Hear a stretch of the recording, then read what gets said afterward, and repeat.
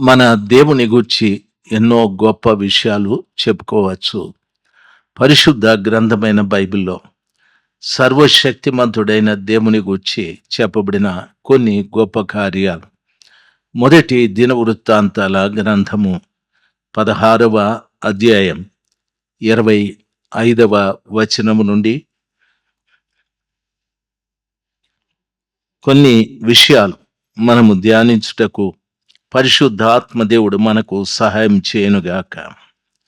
అక్కడ చెప్పబడిన మాట, యెహోవా మహాఘనత వహించిన వాడు, ఆయన బహుగా స్తుతి నొంద తగినవాడు, సమస్త దేవతల కంటే ఆయన పూజ్యుడు అని చెప్పబడింది. చాలామంది మన దేవుని గురించి ప్రజలకు పరిచయం చేసేటప్పుడు ఈ రీతిగా చెప్పం. దేవుని గూర్చి పరిచయం చేసేటం, దయచేసి ఆయన ఎవరంటే మహాఘనత వహించినవాడు. ప్రపంచంలో ఘనత వహించిన వారు చాలామంది ఉన్నారు. మహాఘనత వహించిన వాడు యేసు ప్రభుల వారు ఒకరే. ఘనత వహించిన వారు ఎవరు అంటే, ఉదాహరణకి చెప్తాను. ప్రపంచాన్ని గెలుస్తూ వచ్చిన అలెగ్జాండర్ చక్రవర్తి ఒకప్పుడు ఘనత వహించిన వాడు. భారతదేశపు సరిహద్దుల వరకు వచ్చాడు.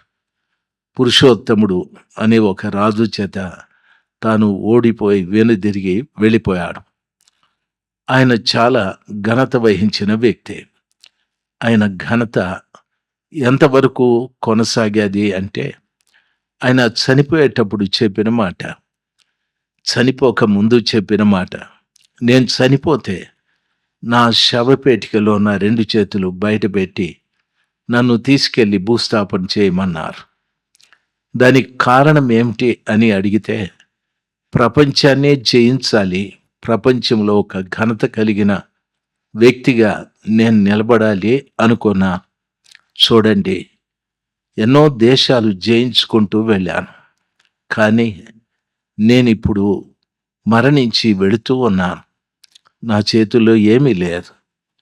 నేను అనుకున్నాను ఘనత, పేరు, ప్రతిష్ట, ప్రభావము నాతో ఉంటుందని. అవి ఏవీ లేవు. ఆఖరికి నేను చనిపోయాను.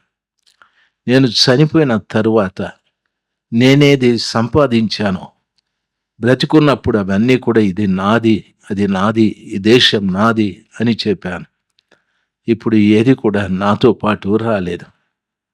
కాబట్టి మనుష్యుడు ఎంత ఘనత వహించిన వాడైనా ఒకరోజు తాను కన్ను మూస్తే తన ఘనత అంతా కూడా వెనక్కి వెళ్ళిపోతుంది, మట్టిపాలు అయిపోతుంది. అందుకని చాలామంది రాజులు, చాలామంది ప్రభువులు, పరిపాలకులు, ఎంతోమంది శాస్త్రులు, ఎంతోమంది యుగ పురుషులు, ఎంతోమంది దైవాంశ సంభూతులు రకరకాలుగా ఆయా కాలాలలో వారు కనిపిస్తూ వచ్చారు, కానీ వాళ్ళు కనుమరుగైపోయారు. వారు చేసిన కార్యాలు ఏమైనా కనిపించవచ్చు, అయితే వారికంటే మించిన వాళ్ళను మనం చూస్తూ ఉన్నాం. కాబట్టి మనుషుని యొక్క ఘనత ఎప్పుడు కూడా మట్టికే, అంతేకాని మహిమలోకి వెళ్ళదు. నా యేసు ప్రభుల వారు మహాఘనత వహించినవాడు అని వాక్యం సెలవిస్తుంది. భూమి మీద ఆయన నివాసం చేసేటప్పుడు దరిదాపు 33.5 సంవత్సరం, 3.5 సంవత్సరంలో తను పంపిన పరలోకపు తండ్రి యొక్క చిత్తాన్ని జరిగిస్తూ ఎన్నో కార్యాలు చేశాడు. అద్భుతాలు, మహత్కార్యాలు, సూచక క్రియలు చేశాడు. ఆయన మాట్లాడినప్పుడు సముద్రం నిమ్మళించాది. ప్రపంచంలో ఏ వ్యక్తి కూడా ఆ కార్యాన్ని చేయలేదు. ఆయన మాట్లాడినప్పుడు గాలి నిశ్శబ్దం అయిపోయాది. ప్రపంచంలో ఏ ఘనుడు అనబడిన వాడు అంత గొప్ప కార్యాన్ని చేయలేదు. చనిపోయి 4 రోజులు సమాధిలో ఉన్న ఒక వ్యక్తిని పేరు పెట్టి పిలిచాడు. ఆ ఒక్క వ్యక్తి లేచి బయటికి వచ్చాడు.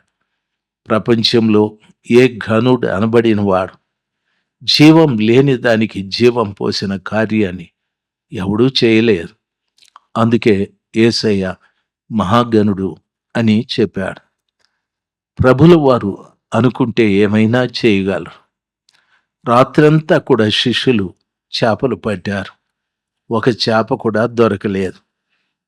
ప్రభుల వారు వారితో మాట్లాడుతూ, కాస్త లోపలికి వెళ్ళండి, కుడి చేయి వైపు వల వేయండి అన్నాడు. ఆ చేపలు పట్టేవారు చేతగాని వారేమీ కాదు. వారు చిన్నప్పటి నుండి ఆ వృత్తిలోనే ఉన్నారు. వారు అనాల్సింది, చేపలు పట్టడం మీకు తెలుసా, మాకు తెలుసా అని. లేదు, వారి కుడిపక్క వల వేస్తూనే విస్తారమైన చేపలు వారి వలలో పడ్డాయి. అంటే రాత్రంతా చేపలు పడకుండా చేసింది ప్రభువే. ఆయన మాట విన్న తరువాత ఎక్కడో ఉన్న చేపలన్నింటిని కూడా వారి వాళ్ళకి పంపింది కూడా ఆయనే.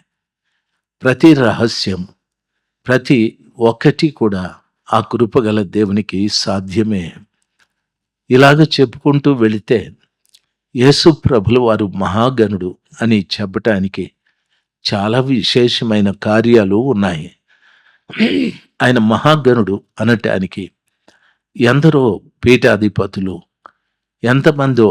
ఎంతోమంది యుగ పురుషులు, దైవాంశ సంభూతులు, దేవుళ్ళు అనబడిన వారు, దేవతలు అనబడిన వారు ప్రజల మధ్యన ఏదో చేసి దేవుళ్ళుగా పిలువబడుతూ వచ్చారు.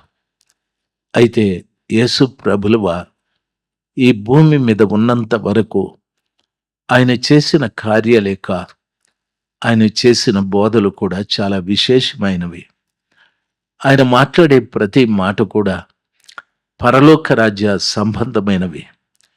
ఏ మనిషిని రెచ్చగొట్టేటివి, ఏ మనిషిని కలతపరిచేవి, ఏ జాతిని విడదీసేది, ఏ వ్యక్తులను రెచ్చగొట్టే మాటలు ప్రభువు మాట్లాడలేదు.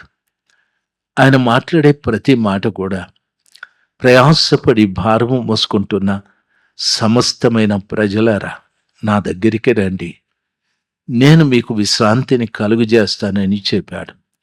ఎంతో సౌమ్యంగా ఆ దినములలో ప్రజలు కలిగి ఉన్న ప్రతి భారము నుండి, ప్రతి చిక్కుబడి తనము నుండి విడిపించటానికి నా దగ్గరికి రండి అని పిలిచాడు. ఎందరో దేవుళ్ళు అనిపించుకుంటున్న వారు, దేవతలు అనిపించుకుంటున్న వారు ఉన్నారు. వాళ్ళెవరు కూడా నా దగ్గరికి రండి, మీకు విశ్రాంతి కలుగు చేస్తానని చెప్పలేదు. ఎందుకంటే వారికే విశ్రాంతి లేదు. ఈ భూమి మీద వారు జీవించేటప్పుడు భూమి మీద సర్వసాధారణమైన మనుషులు ఎటువంటి జీవన ఆధారాన్ని కలిగి జీవించారో, ఏ రీతిగా మనుషుడు తన మనుగడను కొనసాగిస్తూ వచ్చాడో అదే రీతిగా వాళ్ళు జీవించారు. సామాన్యమైన మనుషులు ఆకలిగా ఉన్నారు, వారు కూడా ఆకలిగా ఉన్నారు. సామాన్యమైన మనుషులు వస్త్రాల కొరకు ఆరాటపడ్డారు, వారు వస్త్రధారణ కొరకు ఆరాటపడ్డారు. సామాన్యమైన మనుషులు వాడు వీడనే భేదాలు కలిగి జీవించారు. వారి మధ్యన కూడా భేదాలు ఉన్నాయి. సామాన్యమైన మనుషులు బరితెగించి ఒకరితో ఒకరు పోట్లాడుకొని చంపుకొన్నారు, వాళ్ళు కూడా పనిచేశారు. సాధారణమైన మనుషులు సంసారాలు చేశారు, పెళ్ళిళ్ళు చేసుకొని పిల్లల్ని కని సంసారాలు చేశారు. వారు కూడా అదే చేశారు. వారిలో ప్రత్యేకత ఏమీ లేదు. అయితే యేసు ప్రభుల వారు వీటన్నిటికీ అతీతుడైన సామాన్యమైన ప్రజలతో ఆయన ఎప్పుడూ తను పోల్చుకోలేదు. ఆయన ఈ లోకంలో తన మనుగడ కొనసాగించిన మనుషుల వలె ఆయన ప్రవర్తించలేదు. ఆయన ప్రపంచానికి ఒక సవాలు విసిరాడు. ఏమిటంటే, నాలో పాపముందని మీలో ఎవడైనా స్థాపించగలడా అని. దరిదాపు 2026 సంవత్సరాలు ఈ రోజు వరకు యేసయ్యలో పాపముందని ఏ వ్యక్తి కూడా రూపించలేకపోయాడు. అందుకనే ఆయన మహాగణుడు అని చెప్పబడి ఉంది. ఈ రోజున ఆ కృపగల దేవుని పాదాల చెంత వాక్యం వింటున్నటువంటి నీకు కానీ, వాక్యాన్ని బోధిస్తున్న నాకు కానీ ఆయన మహాగణుడిగా ఏమవుతాడు, ఎలాగవుతాడు అంటే ఆయన నన్ను ప్రేమించాడు. ప్రపంచంలో నన్ను కొందరు ప్రేమించారు. చాలామంది నన్ను ద్వేషించారు. ప్రపంచంలో కొందరే నన్ను దగ్గరికి తీసుకున్నారు. చాలామంది నన్ను దూరం చేసుకున్నారు. ఎందుకంటే నన్ను దగ్గరికి చేర్చుకున్నవారు కొంతమంది, దూరం చేసుకున్నవారు చాలామంది. ఎందుకంటే నా జీవితం సరిలేక. సమాజం సమాజం కోరుకున్నట్టుగా నేను జీవించలేదు కాబట్టి సమాజం నన్ను అసహించుకొన్నది, ద్వేషించాది, దూషించాది, తూలనాడేది. అయితే కన్నవారు కూడా, తోడబుట్టిన వారు కూడా, మరి ప్రపంచంలో అందరిలాగా నేను పుట్టాను కానీ ప్రతి మనిషిలాగా నేను ఒకటి ఎదురు చూశాను. నన్ను ప్రేమించే వాళ్ళు ఎవరైనా ఉన్నారా అని. ప్రతి మనిషి ఎదుటి మనిషిలో ఉన్న తప్పితాలే చూస్తాడు కాబట్టి ప్రేమించలేడు పాపం. నేను అంతే. అయితే యేసు ప్రభుల వారు నన్ను ప్రేమించారు. ఆయన నా తప్పుల్ని చూడలేదు. ఆయన వాక్యంలో చెప్పబడిన మాట, దేవుడు లోకాన్ని ఎంతో ప్రేమించాడు. ఆయన ప్రేమించిన లోకంలోనే నేను ఉన్నాను. ఆయన చేసిన ఉపదేశాలు విని ఆయన ఎంత గొప్ప ప్రేమికుడో అని అర్థం చేసుకొని ఆయన దగ్గరికి వచ్చినప్పుడు ఆ మహాగణుడైన దేవుడు నన్ను ప్రేమించి నా సమస్త పాపాలు, నా సమస్త దోషములు, నా సమస్త అపరాధములను ఆయన అగాధంలో త్రొక్కి పడవేశాడు. నా పాపములను ఆయన వెనక తట్టు పడేసుకొని నేను నిన్ను ప్రేమించాను.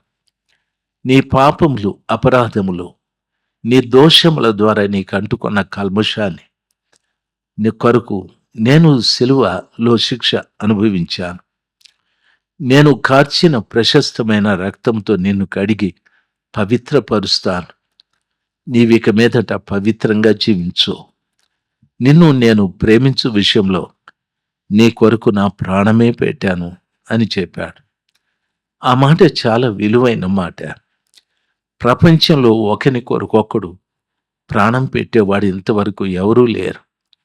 ఒకరిని ఒకరు ప్రాణం తీసేవారు ఉన్నారు. అది సోదరులు కావచ్చు, తల్లిదండ్రులు కావచ్చు, పిల్లలు కావచ్చు, బంధువులు కావచ్చు, స్నేహితులు కూడా కావచ్చు. ఒకరిని ఒకరు ప్రాణాలు తీసుకునేవారే కానీ ఒకరి కొరకొకరు ప్రాణం పెట్టేవారు లేరు. మహాగణుడైన యేసు ప్రభుల వారు, నువ్వు ఎలాంటి వాడవైనా, నేను ఎలాంటి వాడనైనా నన్ను ప్రేమించి నా కొరకు ఆయన ప్రాణం పెట్టాడు చూడు. అంతకంటే గొప్పవాడు ఎవరున్నాడు? అంతకంటే మహాగణుడు ఎవరున్నారు చెప్పండి ప్రపంచంలో? మనము ఆరాధిస్తున్న దేవుళ్ళని, పూజిస్తున్న దేవుళ్ళను చూస్తే ప్రతి వారు కూడా ఏదో ఒక ఆయుధాన్ని పట్టుకొని నిలబడ్డారు. దాని వివరాలు నాకు తెలియవు. అయితే యేసు ప్రభుల వారు సిలువను మోసుకుంటూ కపాలమని అర్థమిచ్చే గొల్గొతా కొండపైకి ఆయన ఆ శిక్షకు తగినవాడు కాదు. ఆ రీతిగా శిక్షించబడ్డానికి కారణం నేనే. అందులో మొదటివాడను నేనే. కాబట్టి నా కొరకు అంతగా ఆయన శ్రమపడడం, హింసాత్మకమైన మరణం పొందడం, ఆయన శరీరంలో ఆఖరి రక్తపు బొట్టు వరకు నా కొరకు చిందించి, ప్రభువా నేను పాపిని, నన్ను క్షమించమని ఈ 2 పదములు ఆయన పాదాల చెంత పలికినప్పుడు ఆయన ఏమీ సంకోచించకుండా నిర్మోహమాటంగా ఆయన తన కౌగిలిలోకి తీసుకొని నన్ను కడిగి శుద్ధీకరించాడు. నన్నే కాదు, ప్రపంచంలో కోటాను కోట్ల మంది ప్రజల్ని ఈరోజు కూడా ఎంతోమంది పశ్చాత్తాపడి ఉంటారు. ఈరోజు కూడా ఆయన ప్రేమని అర్థం చేసుకొని కన్నీరు కార్చేవారు లేకపోలేరు. ఈరోజు కూడా ఆ మహాగణుడైన యేసు ప్రభుల వారు నా కొరకు చేసిన గొప్ప త్యాగాన్ని తలంచుకొని గుండె పిండబడునంతగా వేదన పడువారు ప్రపంచంలో లెక్కలేనంత మంది ఉన్నారు. అందులో నేను కూడా ఒక్కడిని. ఈ మాటలు వింటున్నటువంటి నీవు కూడా ఒక్కడివా? ఆలోచించి ఎంతకాలం ఆ మహాగణుని యొక్క గొప్పతనాన్ని తెలియకుండా, అర్థం చేసుకోకుండా మనం జీవిస్తాం చెప్పండి? ఎలాగైనా జీవించవచ్చు, ఏమైనా చేసి జీవించవచ్చు, ఎంత అసహ్యంగానైనా బ్రతకచ్చు, ఎందరినైనా హింసించవచ్చు, ఎందరినైనా బాధ పెట్టచ్చు. అయినా సావుకు ముందు ఒకసారి ఆ కృపగల దేవుని పాదాల చెంతకు రావటానికి ప్రయత్నించి ఆయన నువ్వెంత చెడ్డవాడవని చూడకుండా ఆయన ప్రేమతో నీ కొరకు చేయాల్సిన ప్రతి మంచి కార్యము చేసి నిన్ను శుద్ధీకరించి ఆయనతో పాటు ఆయన ఉండు పరలోకానికి వాళ్ళని తీసుకెళ్తాడు. ఆ నిరీక్షణ నాకుంది. నాకే కాదు, ప్రపంచంలో కోటాను కోట్ల ప్రజలకు ఉంది. ఒకవేళ ఈరోజు నేను కూడా ఆయనతో పాటు పరలోకానికి వెళ్ళాలి అనే ఆశ ఉంటే నువ్వు చేయాల్సిందేమీ లేదు. ఆయన మహాగణుడు. ఆయన గొప్పతనాన్ని వర్ణించటానికి, వివరించటానికి మానవ భాషలో మాటలే లేవు. మహాగణుడు.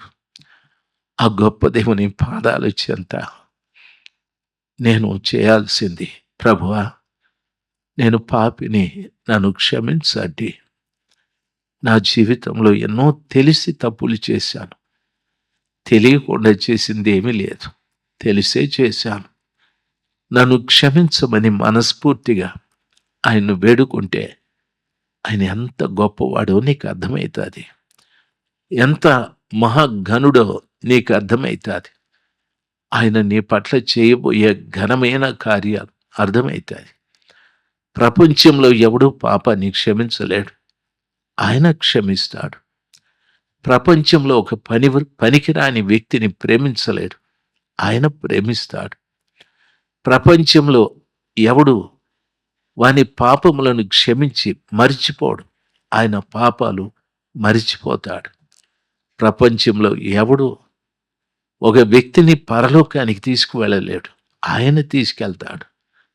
ఇంత గొప్ప ఘనమైన కార్యాలు చేసే ఆ గొప్ప దేవుడు నీ విషయంలో, నా విషయంలో మహాగణుడు. ఆయన మహాగణుడు. ఆ గొప్ప దేవుని యొక్క ఘనతని ఎరిగి ఆయన పాదముల చెంతకు వస్తే నీ జీవితంలో కూడా గొప్ప కార్యాలు చేయటానికి ఆయన శక్తిమంతుడు. దేవుని కృప మీ అందరికీ తోడును ఉండునుగాక.